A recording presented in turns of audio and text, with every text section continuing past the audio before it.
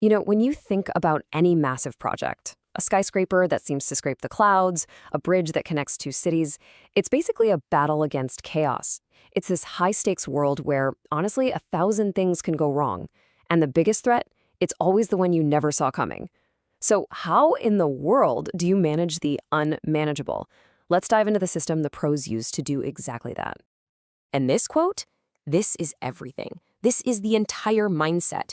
See, it's not about being a firefighter, running around putting out flames after they've already started. It's about being a scout. You're way out ahead of the main group, spotting trouble on the horizon long before it gets close. It's a strategic, forward-looking role where you're anticipating everything from a community pushing back to a tiny flaw in the blueprints. And that's really the big question, isn't it? In a world of incredibly complex projects, how do you see the future? How do you prepare for a future you literally can't predict? It's the central challenge for any ambitious project. And the answer, well, it isn't a crystal ball. It's a system. And that's exactly what we're breaking down today. It's a simple but really powerful 3-step system that acts as your strategic toolkit. This is how the pros turn all that uncertainty into a process they can actually manage. Boom. Here it is, the entire framework right here. First, you identify the risks. You got to give your enemies a name. Second, you quantify them. You figure out which ones are lions and which are just mice. And third, you mitigate. You build a real plan to deal with them. Identify, quantify, mitigate. Let's break down each one. Okay, so first up, identification.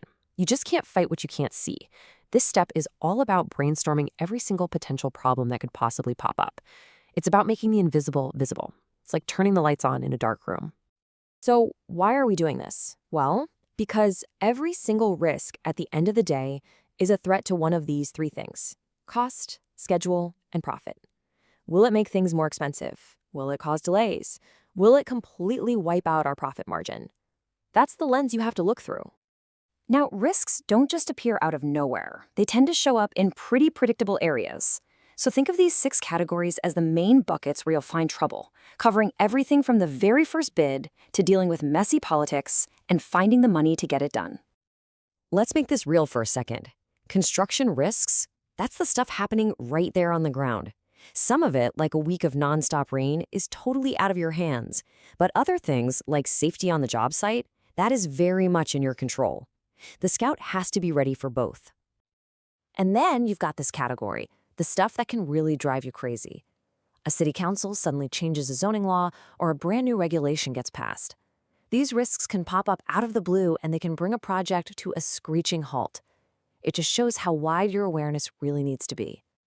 Okay, so you've just created this huge, kind of scary list of everything that could possibly go wrong. Feeling a little overwhelmed? I get it. That's exactly where step 2 comes in. See, you can't fight every battle at once, so you have to prioritize. You've got to measure the threat. And we do that with something called risk quantification. Look, it sounds fancy, but the idea is actually super simple. For every single risk on your list, you just ask 2 questions. First, what's the probability? How likely is this to actually happen? And second, what's the impact? If it does happen, how bad is it going to be? And this is where the magic happens. This matrix helps you see it all clearly. Something that has a high probability of happening and will have a high impact, well, that's up there in the top right. That's your red zone, your absolute highest priority.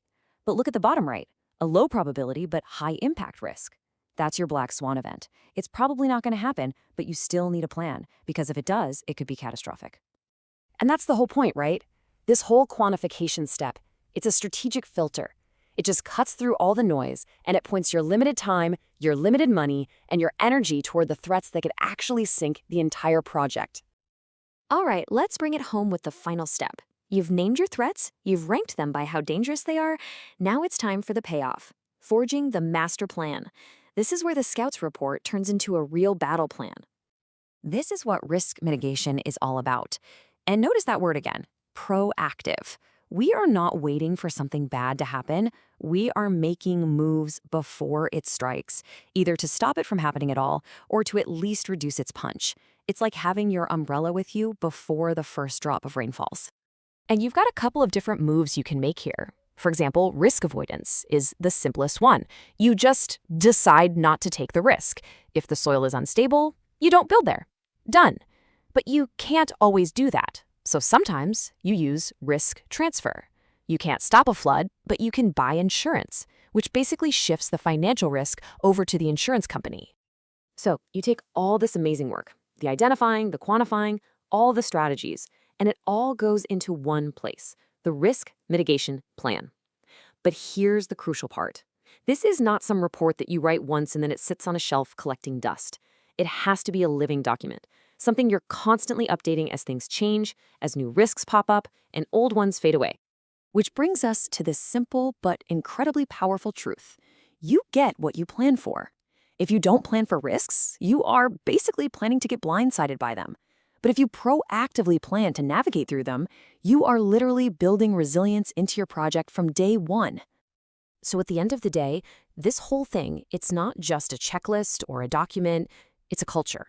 It's a mindset of constant, proactive vigilance that has to be a part of every single decision, from the daily safety meeting to the big quarterly financial review.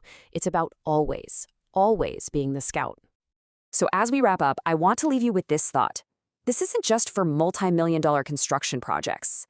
Every big goal you have in your life, starting a business, changing careers, heck, even running a marathon, it has its own set of hidden risks. The real question is, are you acting like a scout? What are you scouting for?